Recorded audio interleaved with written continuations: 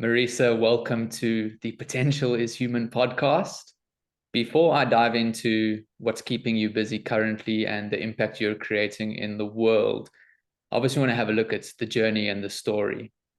You were in the financial services industry for 15 years. By the age of 30, you were a C-suite executive, managing director by 35, and most recently, COO for the Middle East at HSBC. That is quite a resume.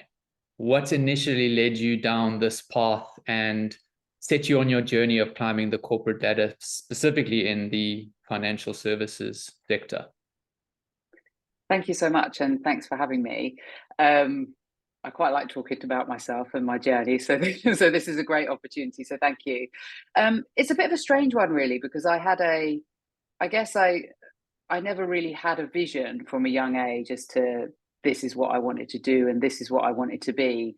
But as I was growing up and I went through school, I was pretty academic, but without kind of like trying too hard. I'd always do the last minute cramming and do quite well in exams and stuff. So I was quite fortunate like that.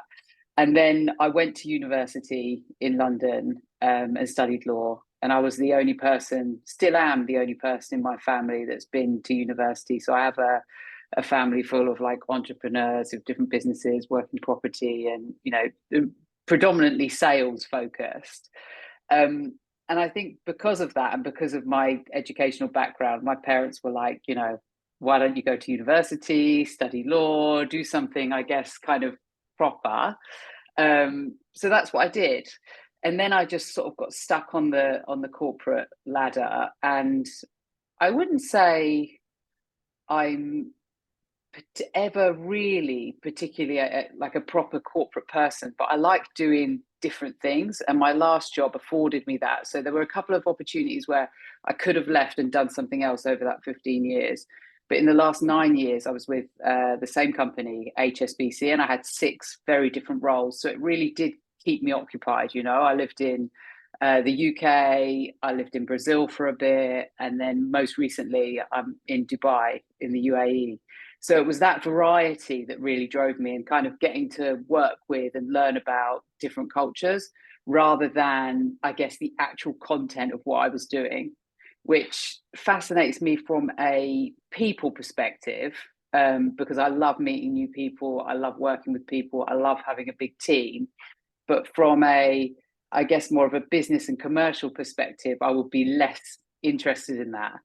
And I think because of my, I guess, authenticity and wanting to get to know people and their background, I would say that is why I kind of skyrocketed, I guess, within that organization. So yes, and I think I've enjoyed it a lot, actually. It's great to hear that there was that enjoyment factor, because obviously that's important, right, when it comes to what we do. During the different stages of the journey, 30 being an executive and moving up the ladder, can you say you were ever fully satisfied? Or was there still something that wanted to experience more in order to, be more successful, achieve a new position? Yeah, so I think I guess as I reached each new position, I was like very satisfied. But as I said, I sort of had 6 roles over 9.5 years, which is quite a lot. But each one was a promotion or something very different, and I was pushed there by management. But I sort of quickly, once I feel like I guess, kind of completed it. And I don't mean completed it as in I'm the best at it necessarily, but like I've tried everything and I've done everything within that space and I've challenged myself. I'm kind of ready to move on. And actually, we'll come to it later in the podcast, I'm sure. But now that I'm not in that and I'm not within the confines of a structure, I really realize what happiness is. And what you can have. But don't get me wrong, I mean, I had the best time, and I learned a lot, and I wouldn't be where I am today without all of those experiences and meeting all those people. But I would say I was truly satisfied for like the first 6 to 12 months of any one role. And then I'm like, okay, like what can I do now? Show me more.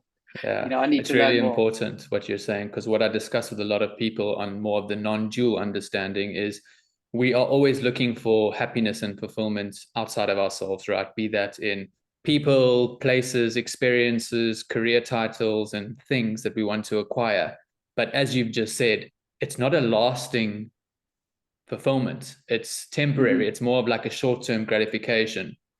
So what is happiness for you now? Now that you've left the mighty structure of corporate, what is your deeper understanding of what you would call happiness?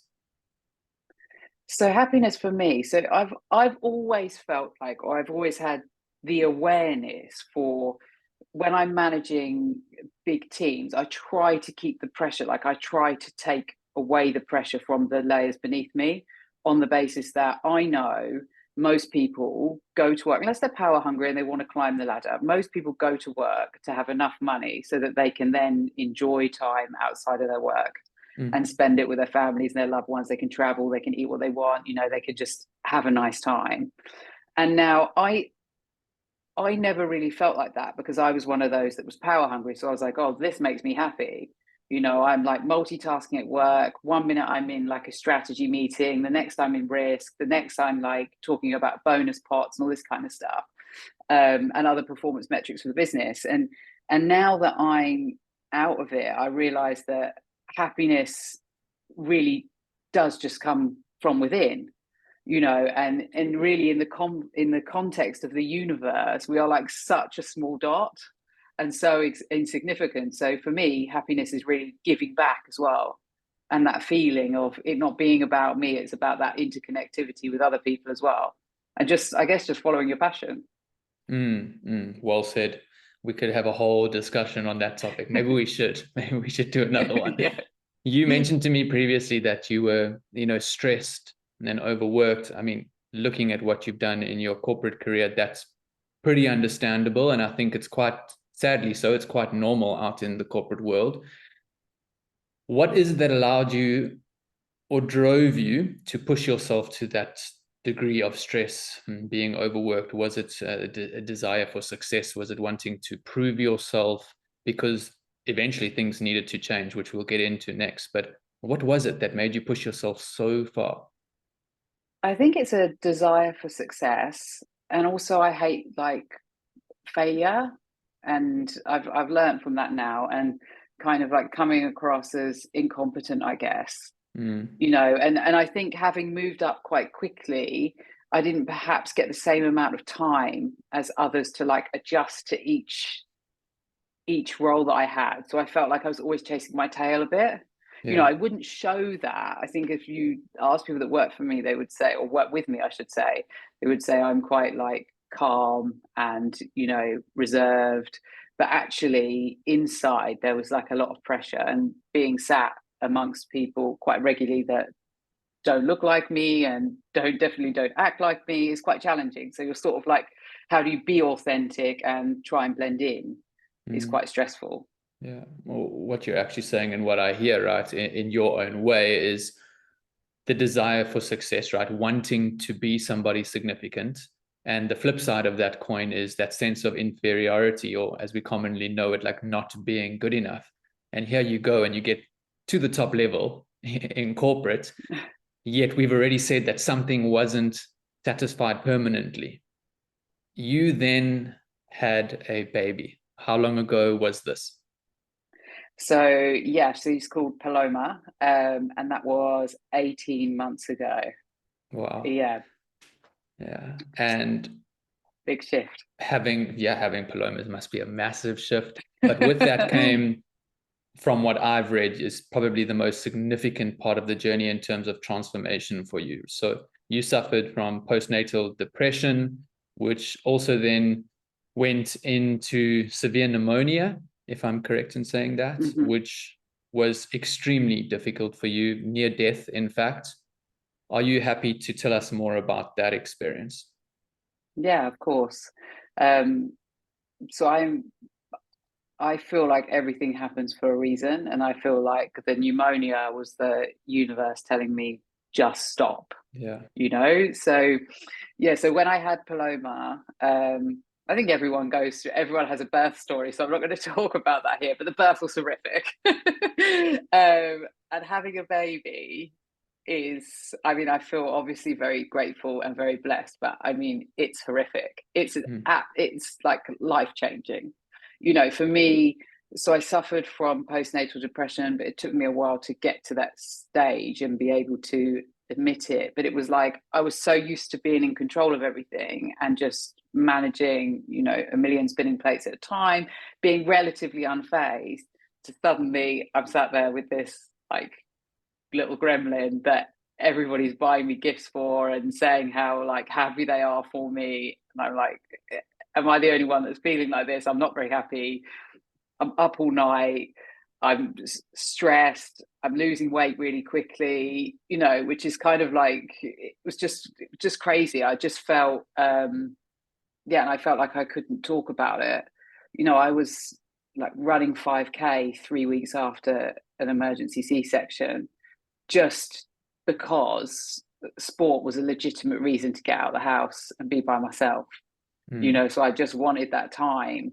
And my husband was fantastic, couldn't have been better, like really took the pressure off, but it was life changing. And when I reflect on the way I've managed teams and people returning from work from either maternity or paternity leave, I mean, I've always given flexibility where it's been asked for, but I would say that I wouldn't go over and above and check in with those people in the same way that if like a death had happened in the family or something like that, where I would regularly check in. And this for me was, as life-changing as that scenario. And then kind of after 4 months of that, I just had a period where I was just struggling to breathe. And then eventually, I woke up in the middle of the night and just couldn't breathe at all. Got rushed to hospital, and then spent like over a week in hospital.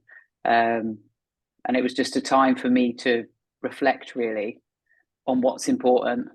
And I was due to go back to work not long after, and I just sort of had this realization: it is that what I really want from my life?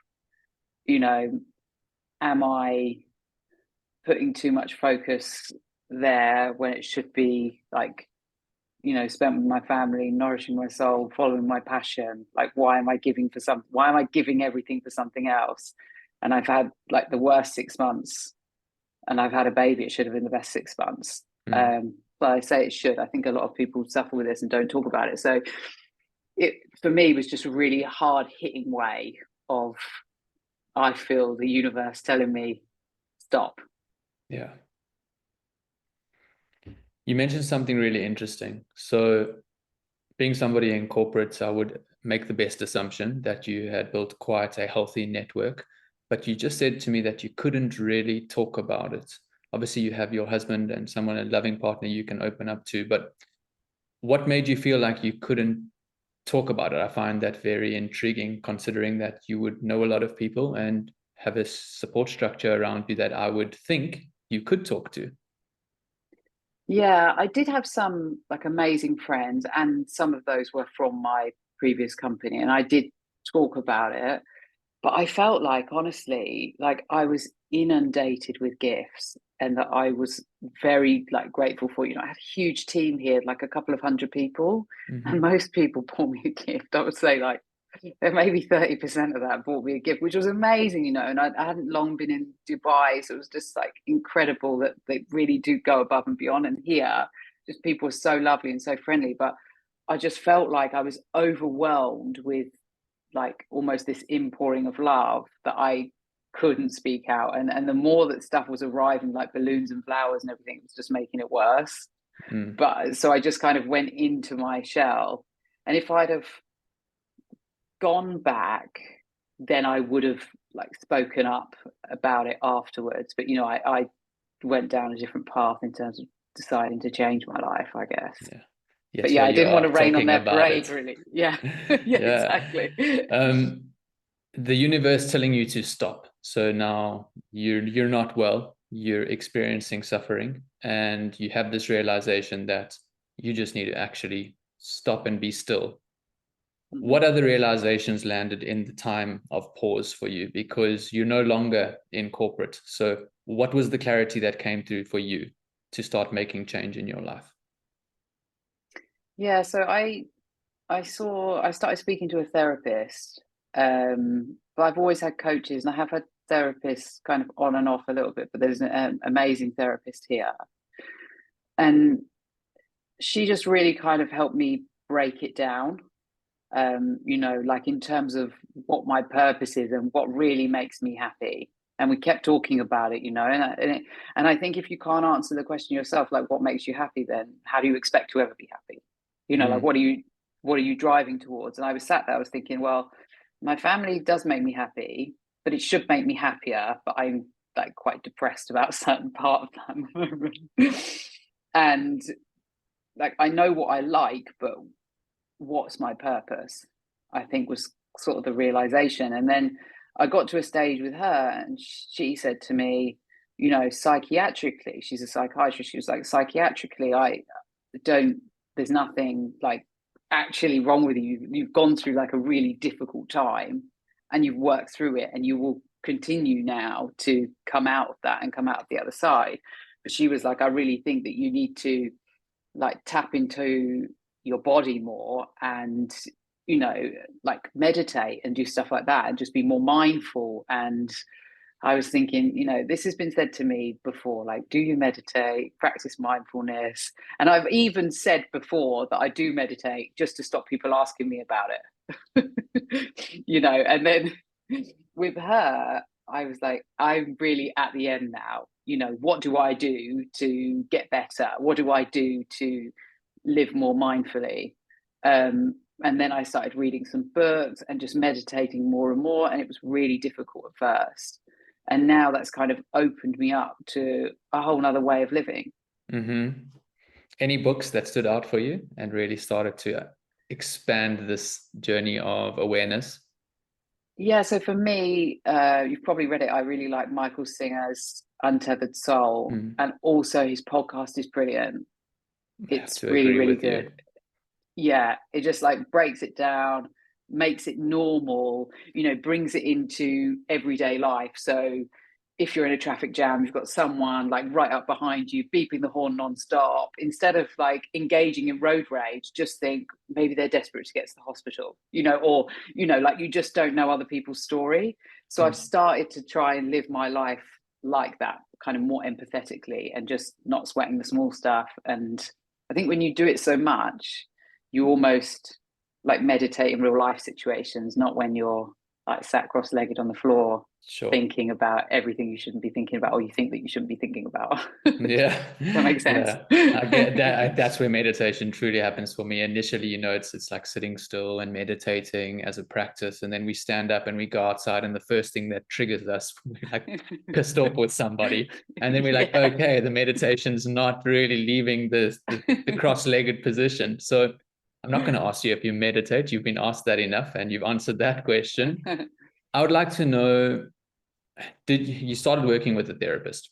Did you have this kind of support working one-on-one with a professional while you were in corporate, or is it more something that you started to lean into when you were transitioning and looking at actually living your purpose?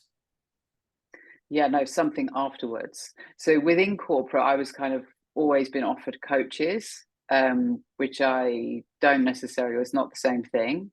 But also I didn't really push or take up on it too hard. Like I've had a few coaches over the years, but never like consistently. And then when I've moved jurisdictions, I've stopped using them, etc. And I wish actually that I'd have had one for the duration, because I think it's so powerful. And then I've only really gone to a therapist when I've been desperate, Yeah. rather than having that regular check-in, which I think is useful, just like once a quarter or whatever that pattern might be for someone. But I've always been, even when like with the postnatal depression, people kept saying to me, you need to go and speak to a therapist. I was like, yeah, but I'll just get this out of the way. Like once this is done, I'll start to feel better. And like, actually, I should have been talking to one like when I was pregnant, because even when I was pregnant, I was thinking, oh, I don't really want to go off work, and which isn't healthy, Yeah, not at like all. now I'm like, I don't want to work. There's definitely this part of the identity which I see and I respect, right? It's that doer, it's that achiever, it's like keep going. When you were offered coaching in the corporate context, was it more of a, you felt you didn't need it, or like a sense of stubbornness that like didn't want a coach, or was the coaching which was being offered not necessarily aligned with your personal requirements and more like business outcome related? Or what was it that didn't actually allow you to step into the offering of working with the coach? Yeah, I think it was more me and just not prioritizing it. You know, like I'd be like, oh, I'm so busy, and now they're offering me a coach. But now, in hindsight, I like, you know, if you can't carve out an hour for yourself, like every other week or whatever it might be, then, you know, and I have it now with clients when they say to me, like, oh, I don't have time for this and I don't have time for that. I'm like, you know, you're the only one that's in control of that 24 hours a day, 7 days a week, 365 days a year, however you spend it. So it is totally me. And I find that with any coaching relationship, although an organization might say it's like has to be these like goals, the reality is behind closed doors, you just talk about what you want and what's important to you, you know, because it's all confidential and you drive that discussion as a client. But yeah, it was me really just not making time for it. And now I look back and I think, had I made time for it, then I probably would have ended up working less because I would have been more efficient, more effective, less worried about stuff, you know, maybe more assertive, which always makes things quicker, whatever come out of the coaching as an outcome. Now that you've said that, I guess it's a perfect time to reveal the fact that you're actually an executive consultant and a coach. What was that leap from, you know, really traditional, massive global corporate structure to doing your own thing, to pursuing something which is far more purpose-led? Yeah, so I love working with people, always have, and that's why I think I was successful in the corporate world. I'm not necessarily like the best from a technical perspective, but I think at like an MD level, you don't really need that as much, particularly in like a COO role. You know, you're like a master of all trades. No, jack of all trades, jack of all trades, master of none. And so it's the people side that's driven me. And there's a few things. In 2020, I did like an ICF accredited qualification. And so I've been using it ever since then, both within like the corporate world and also with like clients outside of work on a pro bono basis because I've just found it fascinating. Then since then, I've done like another couple of courses as well to bolster that. Um, and although I've been in corporate for a long time, like I said, my family aren't really, I don't really feel like it's my DNA. And even 15 years ago, maybe 17 years ago, for a couple of years, I had my own like consultancy when I was like 21 years old, where I just went out on my own. And it was mainly contracting, but I had a couple of people working for me and I was taking like, you know, a cut of their day rate and stuff like that. So it's always like been in me. And then when this happened and I was wary of going off and doing it on my own, I just thought, you know, if you put yourself in your shoes when you were 21, 22, you didn't care, you know, and actually I'd be happy with the money that I had then now coming in. So for me, it was just about being brave and really thinking about what my purpose is and how I could use all of the experience that I have, combine the coaching and still be successful. But not necessarily, I would say, more successful than I was, but I don't care about the money in the same way. It's not worth it. I'm hearing very clearly that you just don't value certain things the same way, you know, like money, Yeah, success. What would you say you value so much more now? time, Mm. time. And I feel like, you know, and I can give that gift as well to clients, you know. So for me, it's about like waking up in the day, not compromising on some stuff. You know, I'd always say I was going to go to the gym when I had a job like that, and then I'd never go and I'd cancel. And, you know, I'd always be rushing from one place to the other. I'd constantly be at dinners and stuff like that. And actually, all of that is quite stressful. It's quite nice just to get up, know that I can go for a swim, spend a couple of hours with a client, go and create some content. You know, it's a really nice way to live and see Paloma Yeah. so much more than I ever would.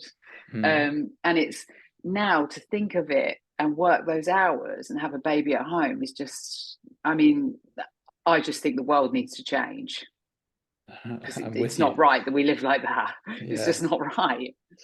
I guess that's why it's so important that in our best way and through our passionate nature, we both try and create that shift, right? And be the Yeah. demonstration. It's one thing talking about it, it's one thing being angry with the way it is, but being the demonstration is where I believe that the real change starts to happen, because more and more people just start to see the reflection of what's possible for them as Mm. well. So somebody who will listen to this is also a businesswoman, a powerhouse, who's probably acknowledging to themselves, like, this isn't me. And everything that Mm. you're saying to me here today is resonating. How did you take those steps? Because essentially, Marisa, it's the dissolving of an identity that you are. The Mm. corporate woman is gone, and now there's a woman with more freedom, flexibility, a consultant, a coach. That would have brought up some fear and some resistance. So what would you want to suggest to somebody who's hearing this around how to actually take those steps and be courageous in what actually matters to you most? I think I think that's it. So it's interesting to you say that, because I've actually never reflected on that. But I think, yeah, if you ask my friends even what I did before, they'd be like, I don't know. Like, she just works in like big corporates, and like it's not like I hang around with people that do that either. So it's like it's this identity that's never really resonated that hard either with me or my friends. But yeah, it's like it's disappeared. Um, I just did a lot of soul searching, and I think there's a couple of things. There's, I think, Simon Sinek's why and purpose and all that stuff Mm. is so, so important. And I do believe that if you align to your purpose and your why, you will be so much more successful. If you know what if you can determine exactly what your goals are and when you want to achieve them and who and how and what, and you will be successful in whatever you do. And one thing that I will pass to Paloma is you just do whatever you want, whatever you're passionate about, get in there, stick to it, and do it. And then when it came to me, I was doing a lot of content and a lot of talking to people, a lot of meetings, like a lot of networking, all that sort of stuff. And I listened to this podcast. I can't remember who it was with, but it was on Diary of a CEO, and she was saying, like, get on the pitch. Stop criticizing or commenting on like what everyone else is doing, and just get on the pitch, just do something, just put yourself out there.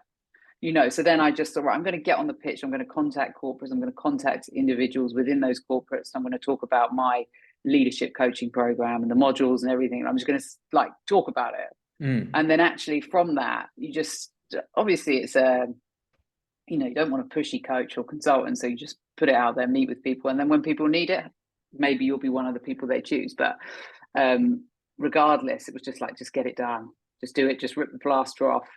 If you're not happy, you only get one shot at this life. Mm. You might be reborn if that's what you believe, but this one, you only get one shot. And you're not going to get to the gates of heaven or whatever you believe and think, oh, do you know what? I just wish I'd worked harder. I wish I'd worked more. It's just not going to happen. Knowing that you have such significant experience in corporates, something which is a part of my everyday is, there's human beings fulfilling whatever role it is, whether you're receptionist or COO. You're a human being with your fears, your conditioning, your dreams. What do you think business, corporate business, when I say that, across the world, through your own eyes, really lacks? Because you're now a coach who's going into these spaces wanting to provide these solutions. You left, it wasn't the answer for you. What do you think corporate still lacks in terms of the well-being of people? I think for me, it's just true empathy, like putting yourself in someone else's shoes, like truly trying to understand their position and listening to everybody in the room. And this is true, like when I speak to my friends, it's true, like across the board in the corporate world.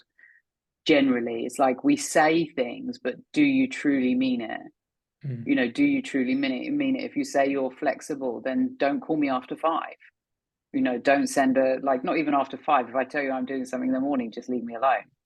Don't send a WhatsApp. Don't apply any kind of pressure that makes me feel like it's not, and lead from like servant leadership. People don't work for you, you work for them. And then when you have that culture, it resonates through the whole organization, but people really need to embody it to make it happen. But I think, like people roll their eyes and stuff when senior leaders speak, and I get it. And that for me is empathy, I would say. And it's really difficult to achieve it throughout the whole organization, but it definitely starts from the top. And it definitely starts from having diversity and inclusion on your boards, on your excos, in your senior leadership team, because the more people resonate with you, the more likely it is to be a properly inclusive environment. Used a massive word, embodiment, and it goes back to being that demonstration. Were you, let's say, like when you were in the sweet spot of your career, like working, doing, going harder, were you that leader that didn't contact people after 5 and didn't reach out first thing in the morning? Or is that a result of what you know now, having faced all of the things you've experienced? Yeah, no, I mean, there will be a few exceptions if anyone's listening to this, but very rarely would I. Like, I don't think you should be invading on people's personal time or like outside of office hours, unless it was an exception where something has come up and it like really is urgent. Otherwise, I'd gladly stand in front of like my seniors and say, I'm just not doing it, or we don't have the people to do it, and it's not happening tonight. It came in at 4. And I used to work with, if something comes in, I take something else off the block. So if something's urgent, it's like, okay, well, we got these 5 other things that are urgent. So which one's going to go? Because we don't have more people. But I don't think that happens within, across all organizations. Yeah. You've mentioned the word universe a couple of times in our discussion. Do you believe in some sort of divine power, whatever it is you want to call it? And do you think that there's been a hand, a flow through your life that's guided everything that needed to unfold for you to now know what you know and be able to create the impact you're creating? I think so, in hindsight. So like as things are happening, when you're younger, you feel like it's the end of the world if something's happening. Like even when I finished university, I really struggled to get like the ideal job that I wanted, and that for me was like, but then I look at kind of my career path and how I navigated to where I did. Actually, it made me really well-rounded that I had those other experiences and other entrepreneurial stuff and companies, etc. And then ended up being able to travel all over the world with my last role, which was amazing. And then even kind of what happened at the end, I mean, I was very I guess vulnerable, and it was really, really difficult. But for me, I wouldn't be the coach even, or the person I am, without having gone through that, like without having postnatal depression and without the pneumonia and like facing near death. I wouldn't have had the realization that I had. And I also wouldn't have the same empathy that I have for other people that I have now. Like, I know that challenges are there for growth. And I know that was my journey now, and I'm so much stronger for it. I'm a better person for it. I'm a better friend. I'm a better lover. I'm a better mum. It's just, yeah. So yeah, I do believe. I feel you. And someone very wise once told me that we can only discover who we are through experiencing what we're not, and we go through this life as the individual character called Ryan, and then there's you experiencing everything that needs to come our way for even you and I to even have the chance to have a discussion of this nature. Because if I said to you, dial back the clock 6-7 years and me and you try have this, I just fundamentally wasn't this version of Ryan. And from your story that you've shared, it's so beautiful that You had to run into the horizon trying to create whatever you were creating and be hungry for success to actually turn around and come back and realize that there's something far deeper and more meaningful about what we call life. I'm curious, and please feel free to answer this within the confines of what you're happy to mention. When you left corporate, did you have the support and understanding from a global brand of the nature of who you worked with that you would have hoped to have?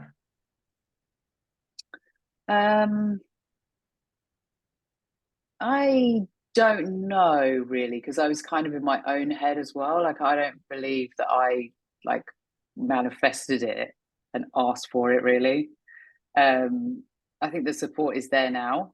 But for me, yeah, the circumstances were challenging, and because I'd been out for a while, I just didn't need it. I didn't look for it. I got you. I got it elsewhere. Yeah. Then, if I may ask you, this is something I ask 90% of the guests on the podcast. What scares you? You're now a mother, you're a wife, life looks different. Is there anything that scares you particularly and you can see on replay in its own way for you around your fears? No, do you know what? The one thing I think would scare me is, I would say there's a couple of things. There's money, not being able to make enough, which I think if you're self-employed, you always have that. But equally, it's balanced with, I also don't want that much, so I can take my expenses right down, I can move, and I'm fortunate like that. So I was able, given that I guess was successful and made enough money previously, that I'm not focused on that, but still I need enough. So baby, and here it's private school and private medical insurance, all that kind of stuff.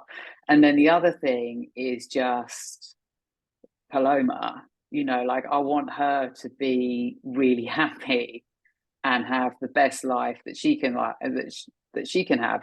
But again, the values and the morals that I'm going to teach her are going to be completely different to the morals that I embodied for the last over many years. So I think I just want her, I guess I would hate for her to go through anything bad, but that's life.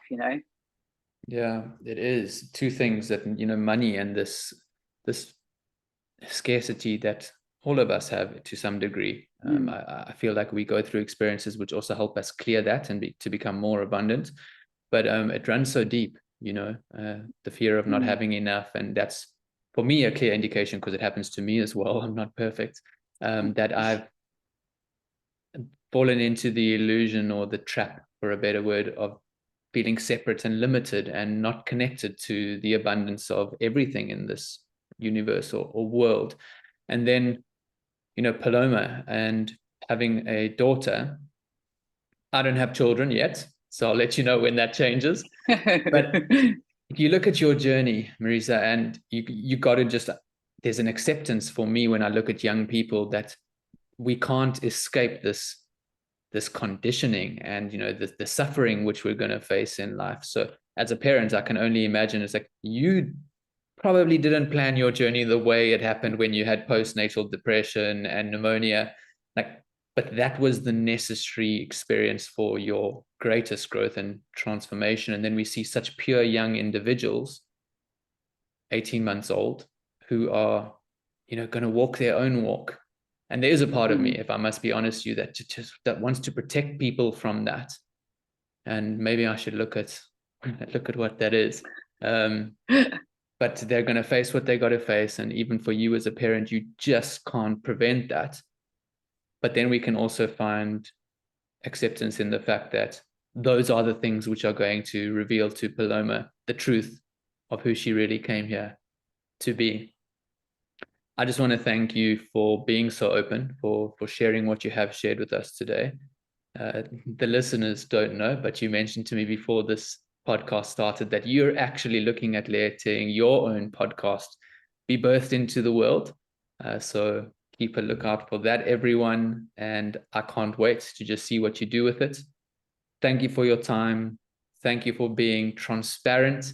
And I really, really just want to say that I appreciate you. Yeah, thank you so much. It's been a pleasure. And with the podcast, I need to, like I said, just get on the pitch.